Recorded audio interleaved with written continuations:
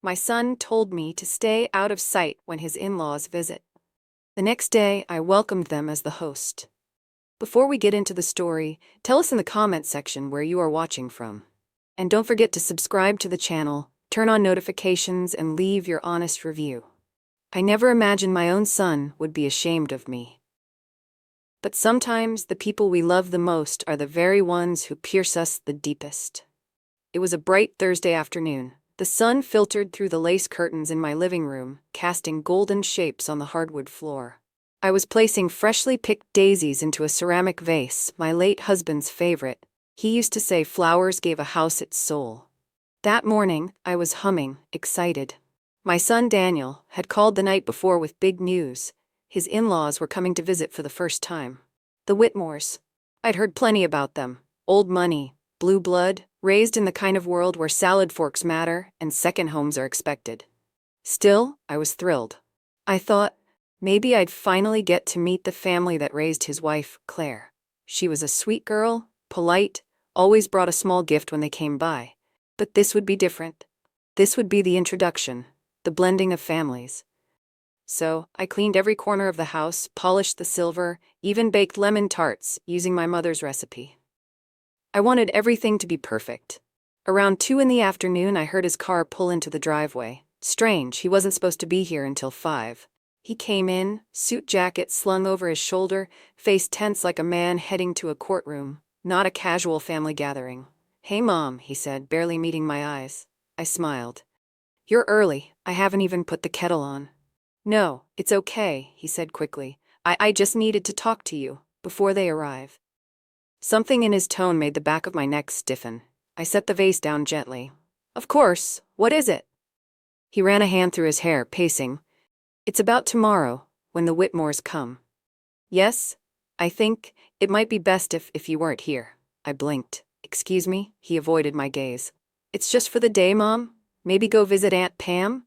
Or take a spa day, you deserve one." I stood there, heart pounding, trying to find the meaning beneath his words.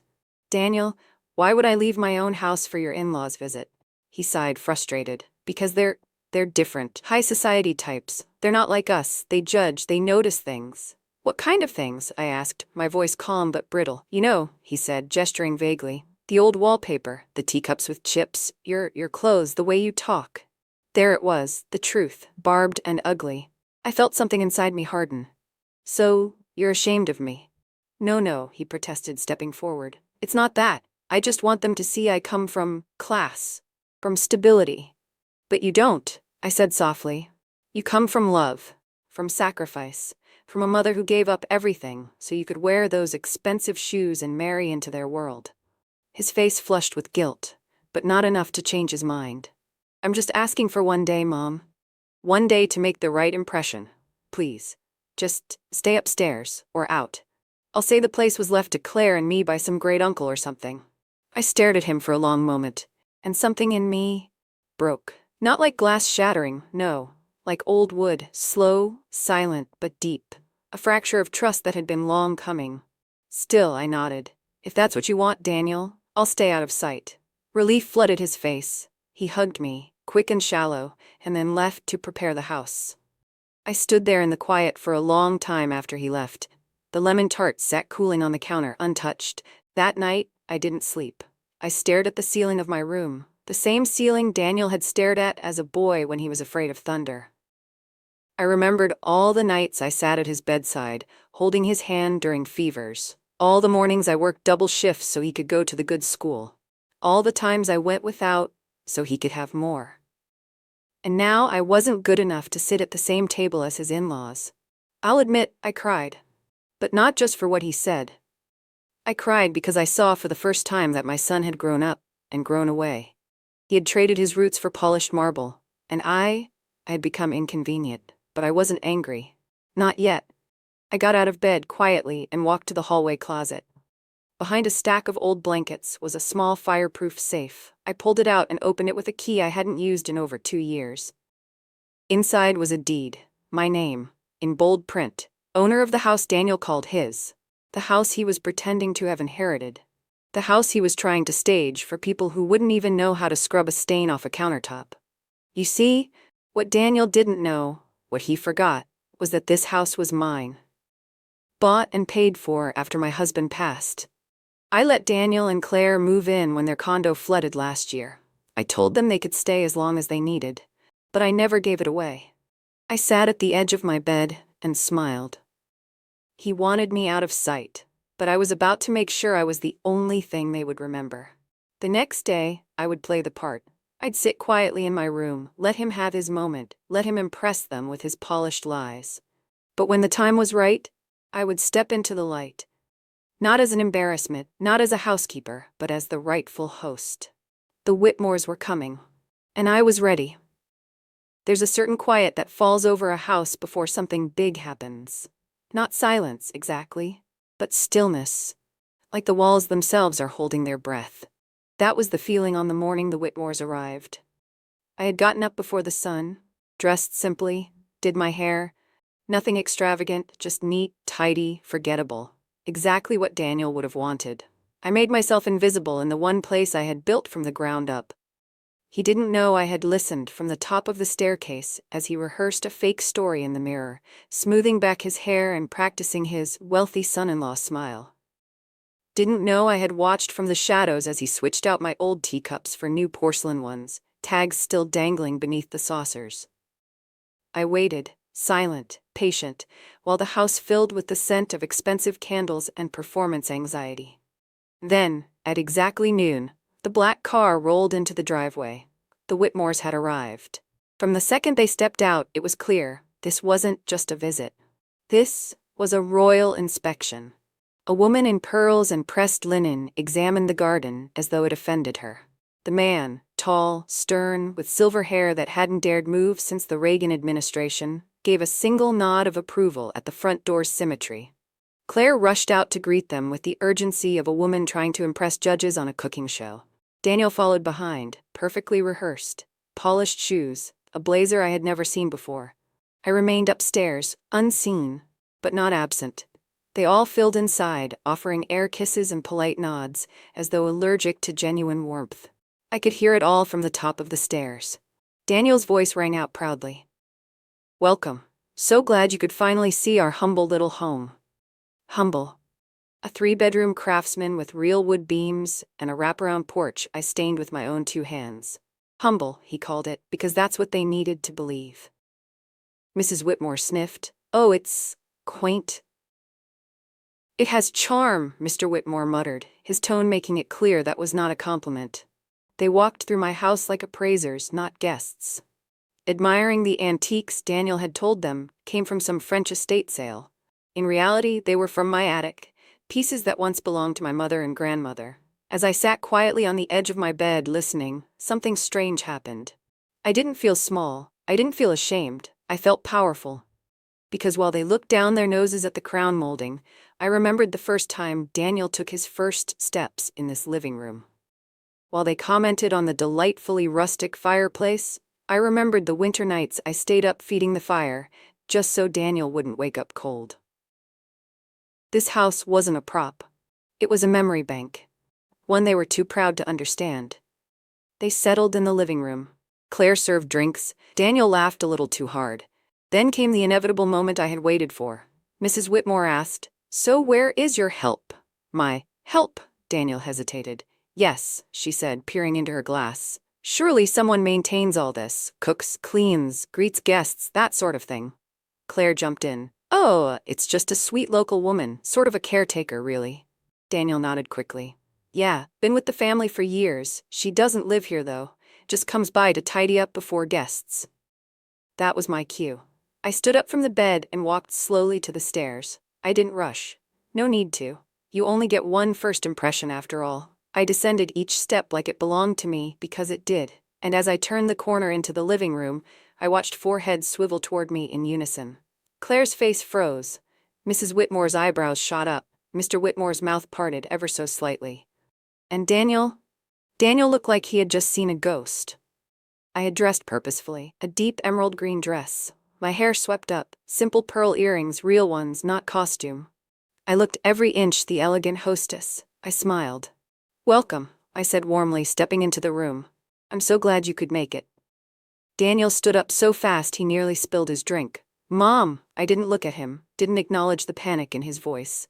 I turned to Mrs. Whitmore and extended my hand. You must be Evelyn. I've heard so much about you. This home has long been in the family, thank you for visiting. There was a pause. And then, to her credit, she took my hand. And, you are? I smiled, wider this time. The woman who owns this house. Daniel made a choking sound. Claire turned pale. Mr. Whitmore narrowed his eyes. You own the property? I nodded, still smiling. Yes, it was mine before Daniel and Claire moved in. I offered it to them during a difficult time. Of course, they're welcome here, but it's still legally mine. I let the words hang there like fine mist. The silence that followed was heavy. You could feel the shift in the air. Mrs. Whitmore's posture changed, just slightly. Her shoulders pulled back. Her eyes scanned me again, this time more carefully. Daniel opened his mouth to say something, anything, but no words came. I walked over to the table and poured myself a drink. I do hope you'll stay for dinner, I said cheerfully. I made lemon tarts, a family recipe. And please, let me show you the garden. I planted those tulips myself last spring. They didn't say no. What could they say? I had upended the illusion without raising my voice, without arguing, just by standing in my truth and in my home. The rest of the afternoon played out like a silent performance. Mrs. Whitmore asked polite questions, her curiosity visibly piqued. Mr. Whitmore softened, ever so slightly. Claire sat stiffly, unsure where to look. And Daniel avoided my gaze the entire time, but I wasn't done, not yet. Because the next twist, the one they really wouldn't see coming? Well, that was coming at dinner. Just when they thought things couldn't get more awkward, someone knocked at the door. And everything changed. They say the truth always finds a way to the surface, but it rarely knocks first. It had been a strange afternoon, playing hostess to people who thought I was the help, before realizing I owned the very ground they were walking on. The Whitmores had stayed polite, sipping tea with forced smiles, though their eyes flicked constantly toward Daniel, looking for cues and explanations. Claire hadn't said a word in over 20 minutes. And Daniel? He was folding and unfolding the same napkin in his lap, like it might save him from unraveling. But just as we sat down for dinner, salmon, roasted vegetables, lemon tarts still chilling in the fridge, a knock came at the door. Not a timid tap, a confident, rhythmic knock. It echoed through the house like it had purpose. Everyone froze. Daniel looked up, startled. Claire went stiff. Mrs. Whitmore paused mid-sip. And I smiled. Expecting someone, Daniel? I asked, my voice like honey with a dash of arsenic. He shook his head too quickly. No. I stood from the table and walked to the door, heart thudding, not from fear, but from anticipation. There on the front porch stood a man in a gray suit, mid-50s, confident eyes. A leather briefcase in one hand, and in the other, a stack of papers. Mrs. Walker? He asked, nodding politely. Yes, I said calmly. I'm from Broadstone Legal. May I come in for a moment? I stepped aside, and just like that, he entered. Not like a man making a delivery, like a man delivering verdicts. He surveyed the room with a glance that took in everything. The table setting, the uneaten salmon, the awkwardly seated guests. Good evening, he said, addressing everyone. I apologize for the interruption. This will only take a moment. He turned to me. These are the finalized ownership papers for the property as requested, including the trust documents you had redrafted last month. I smiled gently. Thank you. Could you explain them aloud, please, for clarity? His tone turned crisp and professional. Certainly. Mrs. Walker, as sole title holder, you've transferred the house into a living trust in your name. As per your instructions, should anything happen to you, the property passes to your niece, not your son. You've also restricted any further use of this property as collateral or for subleasing. That includes informal occupancy arrangements. Daniel's face went pale. Claire's fork clattered to the floor. The Whitmores looked from me to the lawyer, processing this all like a boardroom ambush. What is this? Daniel stammered. Why didn't you tell me you were doing that? I met his eyes, steady. Because you didn't ask. You were too busy pretending I was invisible. Claire finally found her voice. Wait, so, we don't own this place? Did you ever? I asked quietly. Her face turned red. But Daniel said he promised we were working toward buying it from you, that this was temporary. I looked at her long and hard.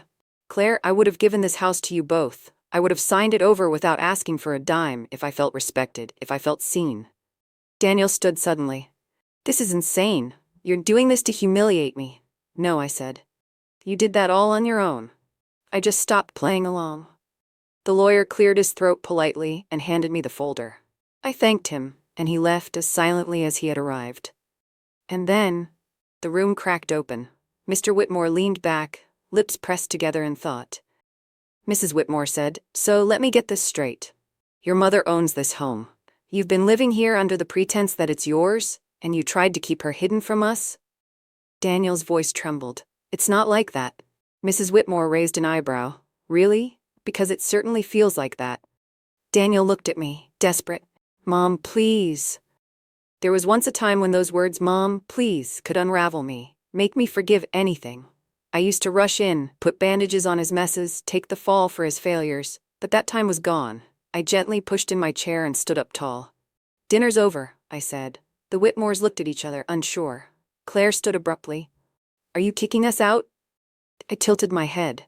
"You're guests. You came with a lie in your pocket, and now you're uncomfortable with the truth. That's not on me." Mr. Whitmore, oddly enough, smiled faintly. "You've got backbone, ma'am. I admire that." Mrs. Whitmore didn't smile. She stood slowly, collected her handbag, and turned to Claire. "I think we've seen enough." Claire looked heartbroken, torn between her parents and the man beside her. And Daniel looked utterly shattered. They filed toward the door slowly, silent like shadows leaving a stage.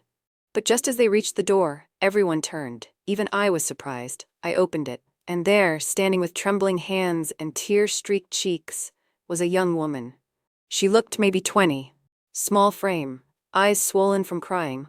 She held a baby, barely a few months old. Her voice cracked as she looked at Daniel. "Are you ever going to tell them, or do I have to?" And in that single breath, the room fell apart. Just when you think the secrets are over, a new one walks right through the door. You know, when life finally peels back its masks, you don't always get peace. Sometimes you get clarity, and sometimes clarity hurts more than the lie ever did. She stood at my doorstep, clutching a baby to her chest, too young to be dealing with so much pain. Her hand trembled as she pointed at Daniel, her voice shaky but fierce. "Are you ever going to tell them, or do I have to?" For a moment, no one moved, not Claire, not the Whitmores, not even me. Daniel's face turned ghost white. He took a step back, like her presence physically burned. "Melody, what are you doing here?" he whispered. Melody, the name echoed in my mind like a dropped wine glass. Claire's expression cracked into confusion first, then dawning horror.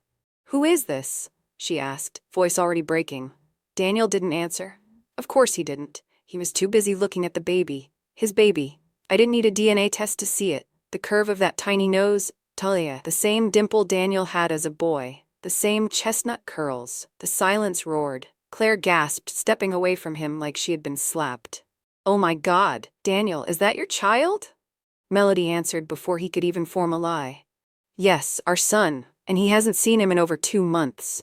Mrs. Whitmore looked like she might faint. Mr. Whitmore just muttered, "Unbelievable."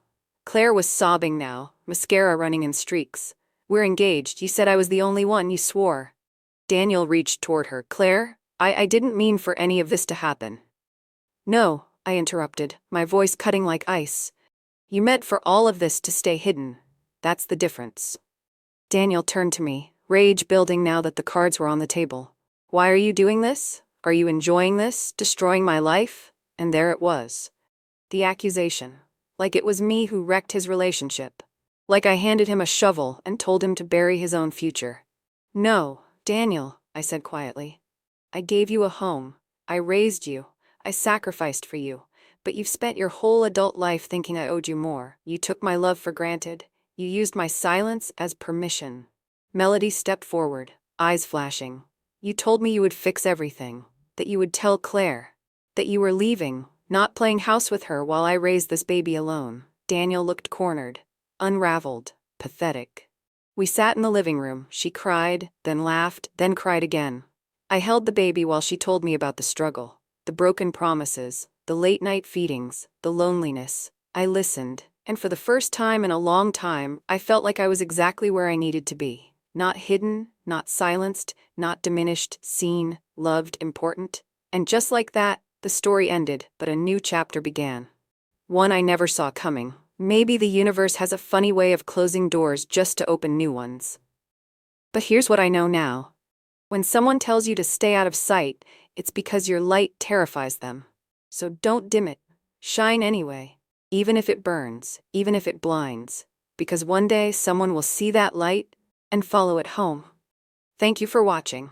If this story moved you, don't forget to subscribe, like, and turn on notifications. There's more where that came from. There's always another story, and it might just be yours. See you in the next one.